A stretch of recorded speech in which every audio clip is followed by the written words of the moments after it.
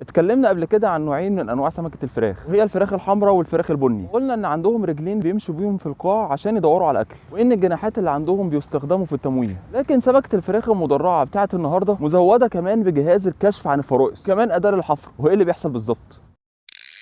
بسم الله والصلاة والسلام على رسول الله. أهلا بيكم في قناة السمك في اسكندرية، معاكم عمرو أبو الوفا. والنهارده إن شاء الله هنتكلم عن سمكة الفراخ المدرعة، وعلى فكرة ده اسمها بالإنجليزي واسمها العلمي. بس قبل ما نبدأ في محتوانا خليني أفكرك بالآية اللي بتقول: أعوذ بالله من الشيطان الرجيم، قد كان لكم آية في فئتين التقتا، فئة تقاتل في سبيل الله وأخرى كافرة يرونهم مثليهم رأي العين والله يؤيد بنصره من يشاء إن في ذلك لعبرة لأولي الأبصار. أسألكم بشدة دعاء لأهل غزة، لأن اليهود مش هيسيبوا حد، وكده كده في يوم من الأيام الدور هيجي علينا. سمكة الفراخ المدرعة هي في الحقيقة اسم على مسمى، وما ينفعش يتقال عليها غير كده، لأن على جسمها عظم ناشف جدا وقشور كمان قاسية جدا جدا. تعالوا نشوف جسمها عامل ازاي بالظبط. بالنسبه لوصف السمكه، طبعا اكتر حاجه بتميزها زي ما احنا واخدين بالنا اللي هم القرنين اللي قدام دول. تمام. بس هي طبعا كلها سمكه مميزه، يعني ما فيهاش حاجه اصلا شبه سمك تاني يعني. وفي من تحت كده، في البق من تحت عندها زي مجسات كتيره جدا للاستشعار.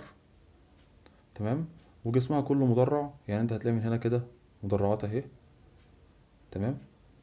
وطبعا برضو ايه من فوق مدرعات، كلها مدرعات. وعندها جناحين زي سمكه الفراخ. ادي واحد اهو، وادي ايه التاني اهو. ادي الاولاني وادي التاني. وعندها 2 رجلين اهو. سبحان الله، يعني سبحان الله. وقشرتها قاسية جدا جدا جدا، يعني انت صعب جدا ان انت تطلع قشرة منها. حتى لو حاولت بالسكينة صعب جدا انك انت تطلع قشرة منها.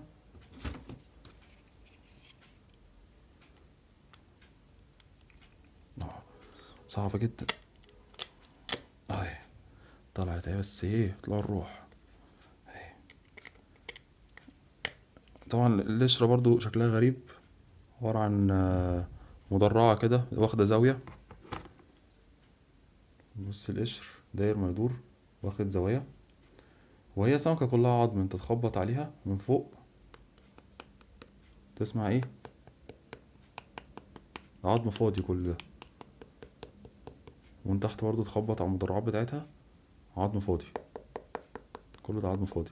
هي الحتة اللي فيها اللحم اللي هو الجزء ده من اول هنا كده لغاية هنا، اللي هو الجزء ده كده من هنا لهنا. بس طبعا ايه يعني على تعبان ما تقشر قشر ده ولحمها ناعم اساسا وتوصل للحمة، يعني حاجة صعبة جدا.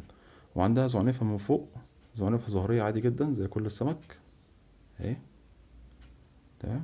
وعندها زعنفة برضو ايه من تحت، زعنفة كاملة من تحت اهي.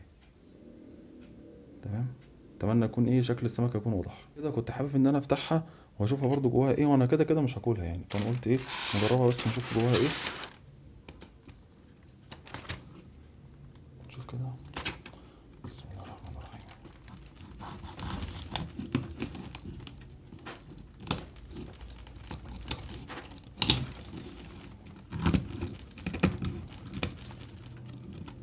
ده يا جماعة شكلها من الداخل اهو، مفيش غير حتة لحمة بس هي اللي ورا. تمام. والباقي كله ده يعني هو ده لحد هنا لحمة، الباقي كله ده مفيش، واصلا حتة لحمة صغيرة جدا.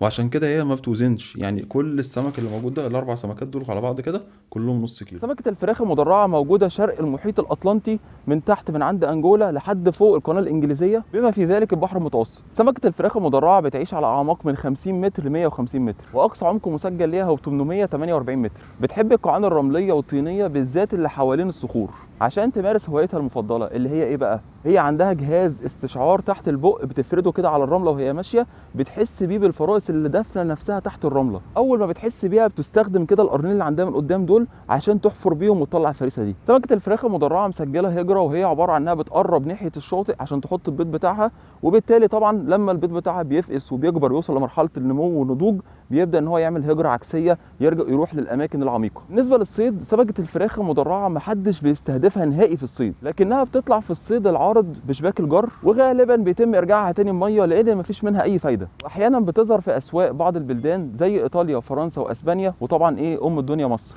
لكن طبعا اغلب الناس مش بترضى تشتريها عشان شكلها مخيف جدا ما يشجعش على الاكل، وكمان بعض الناس بتقول ان هي سامه، لكن هي طبعا لحمها ما فيهوش اي سميه، ما فيهوش اي مشكله تماما. بكرر، لحمها امن ما فيهوش اي سميه، لكن هي مجرد سمكه مخيفه، لحم فيها قليل ورديء وصعب انك توصل له. يا رب المحتوى يكون عجبكم، ما تنسوش تشتركوا في القناه وصلوا على النبي صلي.